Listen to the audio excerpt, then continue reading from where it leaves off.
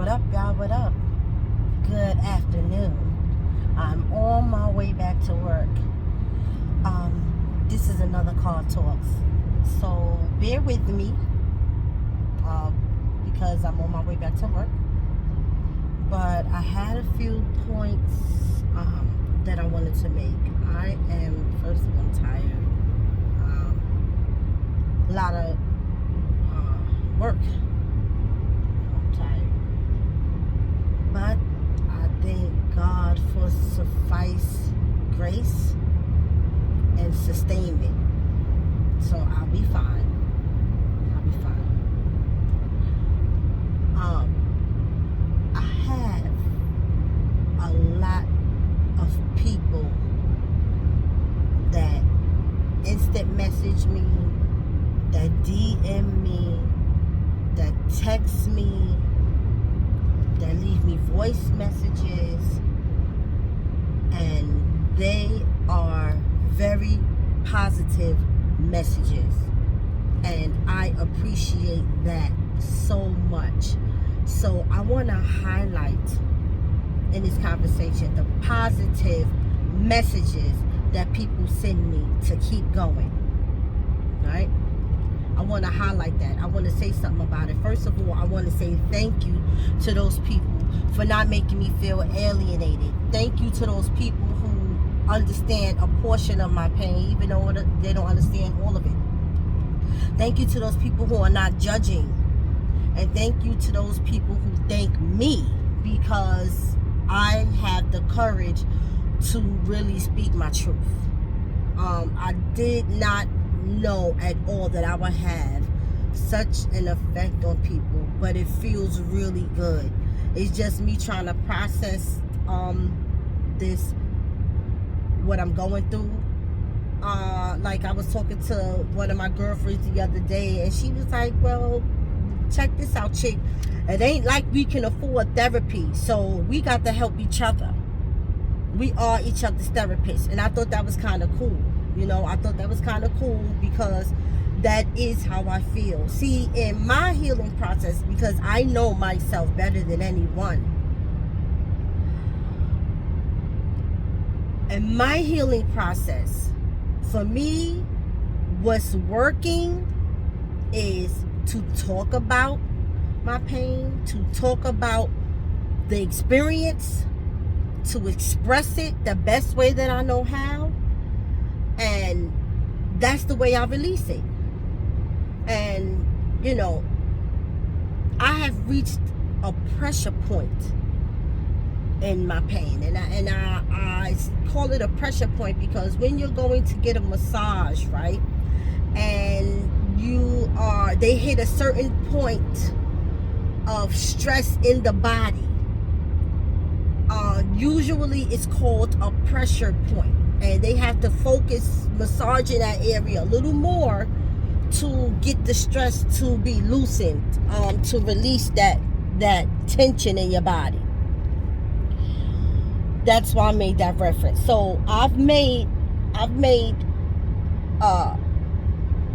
what do you call this? A metaphor out of it, right? So the pressure point in my pain is this. I've reached the pressure point of not even giving a fuck what nobody have to say about what I'm going through. If it sits with you, if you learn something from it, you know, this is great.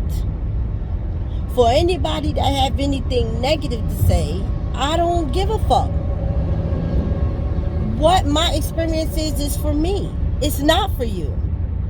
It doesn't mean you don't have an opinion on it, but remember, opinions aren't facts.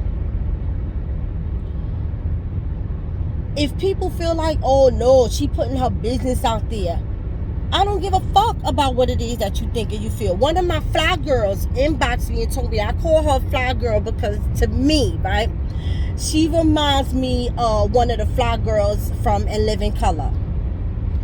Please note, and this is a sidebar, I have a lot of pet names for the people that I care about.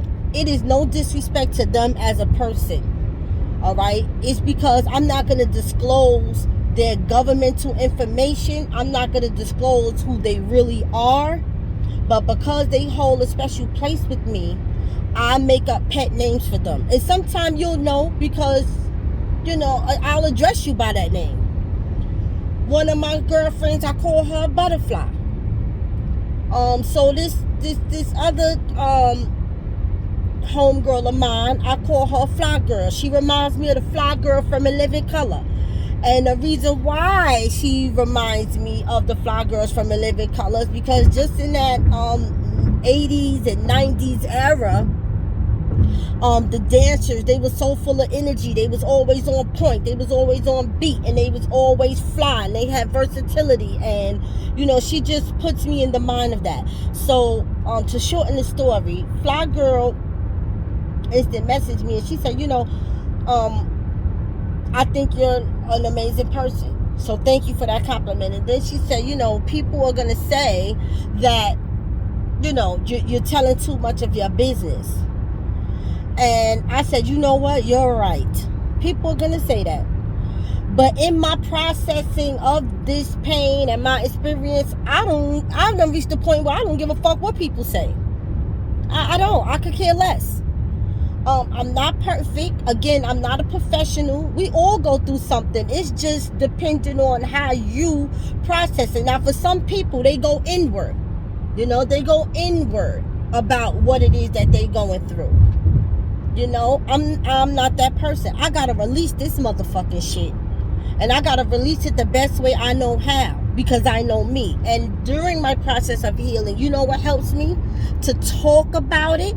That's how I release some of that pain. That's how I can process some of it, to release it. Because sometimes when I go inward, and I go inward also, sometimes when I go inward, it sounds a certain way in my head, but then when I say it out loud, it just makes more sense. Or I can categorize it better once it's said out loud. So, and then on top of expressing myself, and in healing, I like to be around sincere and genuine love. That also helps me heal. I don't know how that works for everybody else. Again, this is my experience. I know me.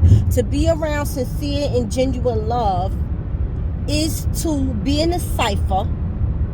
Yes, even if that means being in a cipher on Facebook, or being in a cipher on my YouTube channel, Abundance to Goddess. To be in that cipher, not just to release my experiences and my uncomfortability, but also to receive love for continued understanding, and in order to heal better. 80%, if we going off statistics, 80% of the people, and I think it's more than that, but I'm just trying to be realistic. 80% of the people that's on my Facebook page, I've had a personal experience with in one way or another throughout my 46 years of living. And I want to believe that out of the 80%, at least 70% of those people are sincere and genuine in the positive messages that they send to me. It may be a small variety, a small 10%, who are not sincere, not genuine, and or is sending out negative fucking vibes about me. But I'm going with the masses. And I believe because we experience some type of uncomfortability in growth, that they have either been where I'm at, understand where I'm at, have been a front row seat of a witness to where I'm at, and they are sending out sincere prayers and sincere golden energy towards my healing. And I appreciate it and I receive it, because once I'm open to receive it, then it resonates with me and it flows with me in the process of my healing. So I want to highlight those people. Thank you for that. Thank you. Now let me shine a light a little bit on the haters. Just a little bit. Just a little bit. I'm not going to let them change the connotation of this appreciation post. I'm not going to let them do that. But understand what I'm saying. Haters, right? Haters do not have the power to alter your energy. The only thing that haters could do is they can push out that negative energy. The most that negative energy can do is inconvenience you. Do we want to be inconvenienced? No. Let me tell you how I believe that this PREY from the haters go. Let me, all right? It doesn't matter because it is power in the tongue. But it's only power in the tongue of those who have a pure and sincere heart. Let me tell you what I mean, right? Because maybe y'all can help me. I'm trying to say this shit in a politically correct sense. I'm trying to speak the right way so that it can be a general statement, but not taken personally or in a wrong way. Like, I don't want my words to get misconstrued. So I'm quite sure you'll be able to help me with this, the point that I'm making. But what I'm saying is, okay, so it's power in the tongue, but it's only power in the tongue of those who have a sincere heart. This is what I mean, right? When you are speaking to someone, of someone, with someone, and you have a sincere, good-natured, pure, loving place in what you're saying, that is a form of prayer, P-R-A-Y. And those are the people that your ancestors, your guardians, and even the divine creator will take those kind and sincere words and use them for your upliftment and your benefit.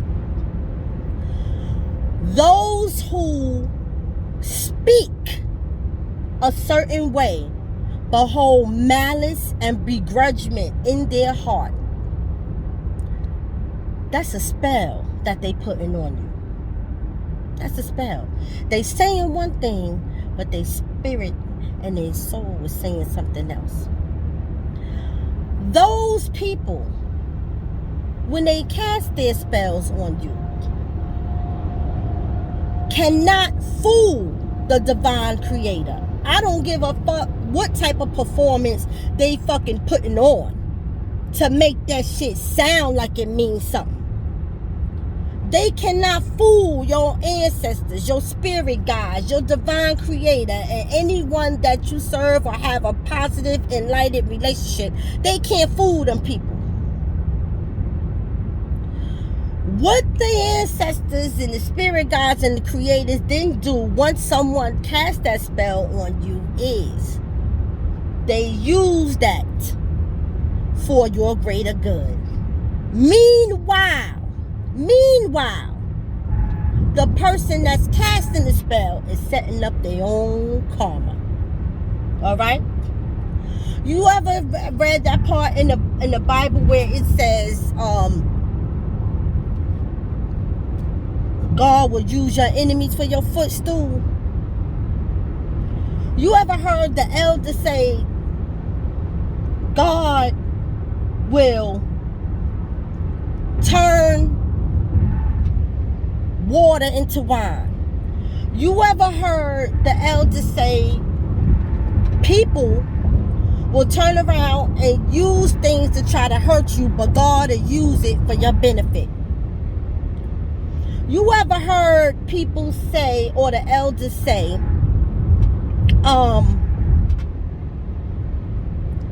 or even the good book, I'm referencing the good book, will say, it was promised to us, but never stated that the weapons will not form. It was promised to us that the weapons shall form, but they won't prosper. All of those quotations goes to the enemy who are not showing their face, who are not revealing who they are, who, when we look at them, we consider them to be a friend or associate or a confidant or somebody that we just have associate. Let me say associate. Those quotes are referencing those people, and here's why. Because the weapon